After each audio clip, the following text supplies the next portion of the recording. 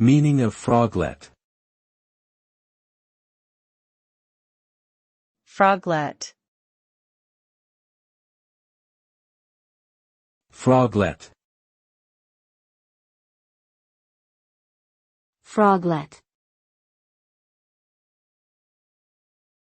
Froglet. Froglet is a noun that refers to a small or young frog that has recently undergone metamorphosis, usually between the stages of tadpole and adult frog. The term is commonly used to describe an immature frog that has not yet fully developed its adult characteristics, such as its legs and distinctive croak. Froglets are typically very small and vulnerable, and they often live near water sources where they can find food and protection from predators.